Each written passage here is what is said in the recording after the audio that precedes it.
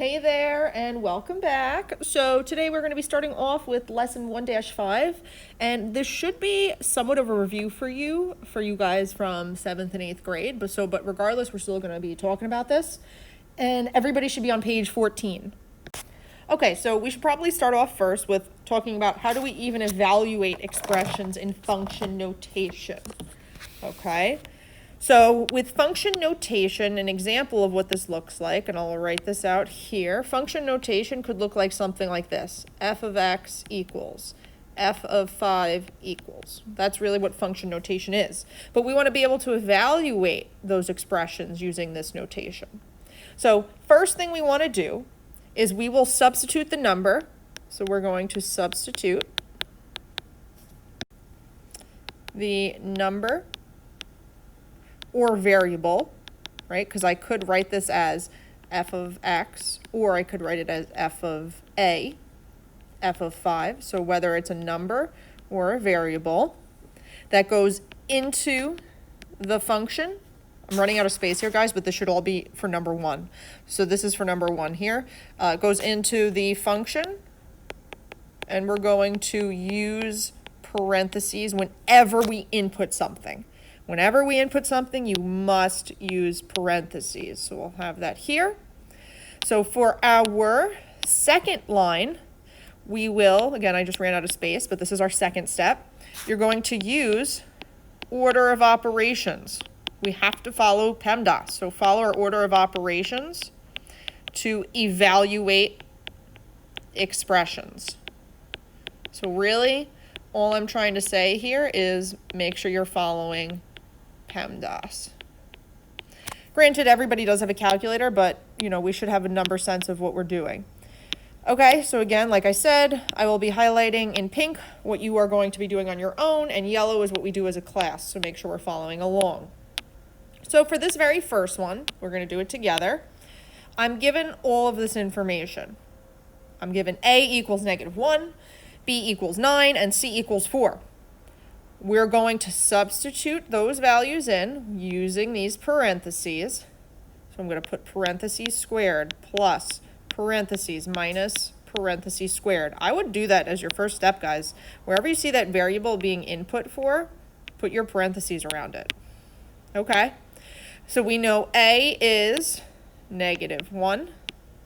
We know B is 9. And we know C is 4. Now, if you have a calculator handy on you, just type this all into the calculator as it is. Make sure your parentheses are around the numbers correctly. And when we put this into the calculator, you end up getting -6. So this would go into the home screen. You would just type it in as you see it. Squared plus 9 minus 4 squared. It's important that this minus is on the outside and not on the inside of the parentheses. Okay, we just got to be careful. Okay, let's take a look. We'll do question 2 together, and you'll do 3 on your own.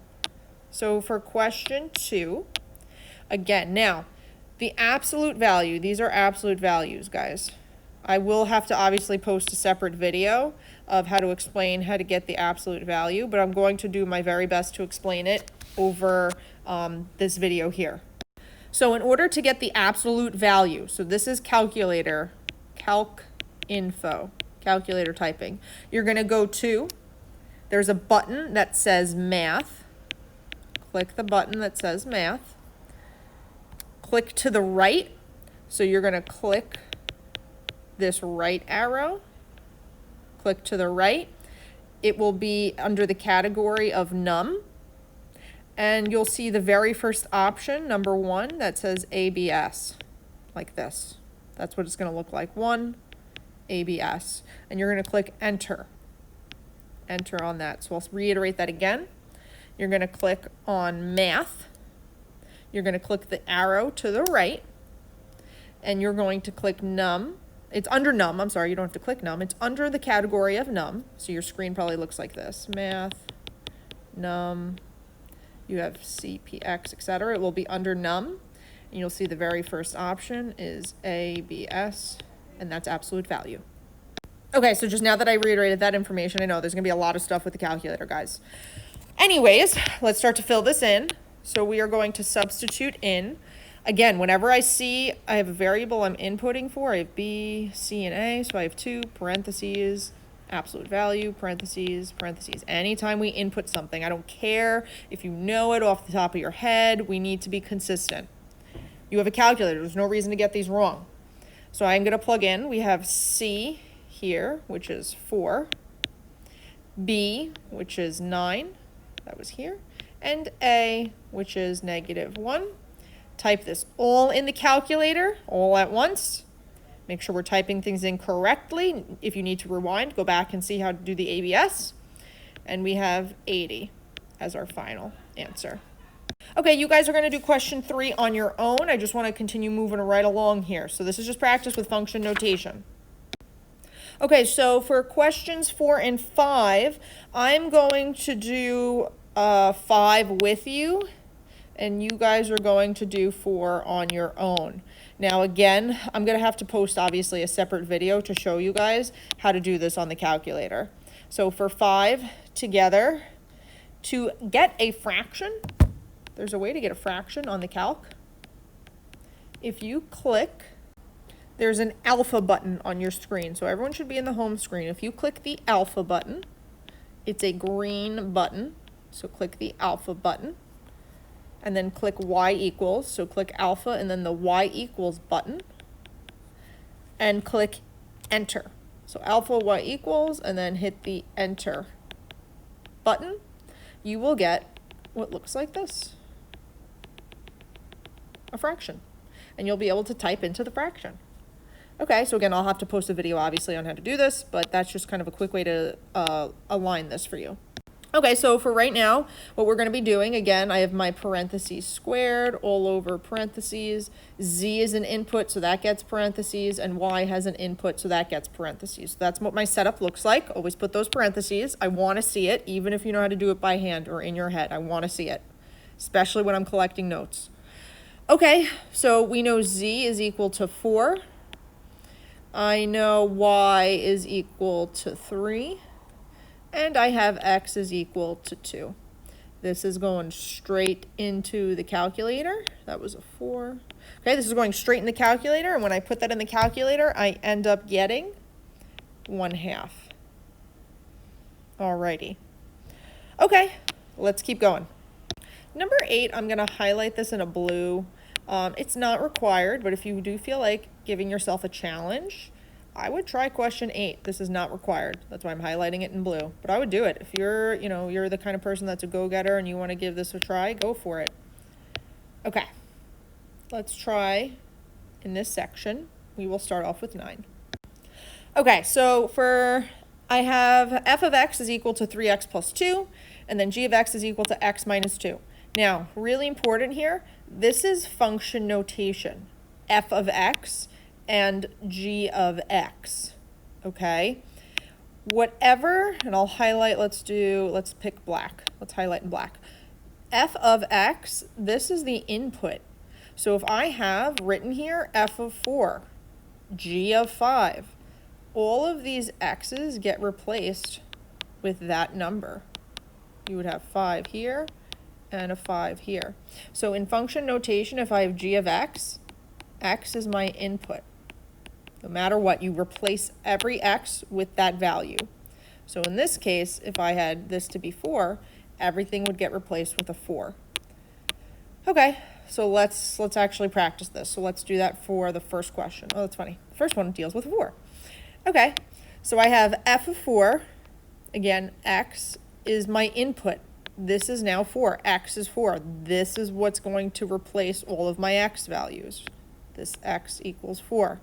So if f of x equals 3x plus 2, wherever I see an x, it's going to get replaced with this 4 because it's in function notation. So this is going to now be 3 parentheses, because we're inputting the value of 4 minus 2. And this ends up being 12, that's plus. 12 plus 2, which is 14. Okay, let's do another one together. Let's do 13. So again, I'm going to write out, well, here's my g of x. I'm just going to write out the original first, just so I know which function I'm looking at. Now, notice my new input is just a variable. Well, who cares? Whether this was a 4 or a 5, I'm still doing the same thing. I'm going to replace every x now with a b. So wherever you see an x, we're going to replace it with a b. So I'll now have b squared minus b. B squared, guys, that is just b squared. You can get rid of the parentheses here. And that's my final answer. Okay, let's just do one more to make sure you really have the hang of this, and then I'm going to let you guys practice. So let's do 12. Again, whatever is inside the parentheses is now replacing all of those x values. So x is now -6. So I'm going to write, again, there's my original function notation equation. That's the original. And wherever I see an x, I'm going to replace it with this -6. Now, guys, this is important with what I was saying before. You need to put parentheses. So if I now am taking g of -6, well, here's an x that's going to get replaced. So parentheses squared minus parentheses, because there's another x. So I'm going to replace those x's with -6, -6. Super important, especially when you're dealing with the negative. When I type this into my calculator as written, where parentheses are appropriately placed, my final answer ends up being 42. All right, I would like you guys to try now questions 10, 11, and 14. Same idea. I really did do one of each for you guys, so this model should help. All right, so try those, and let's keep going. Okay, I want us to take a look now. We should all be on page 16. Yep, we should all be, 16. Okay, so for the first one I have, if f of x is equal to 2x plus 6, so let's highlight them and differentiate. So here's f of x, here's g of x. We want to find each value. So again, if I start off with f of -1/2, my input here is x equals -1/2. So now wherever I see an x, it's going to get replaced.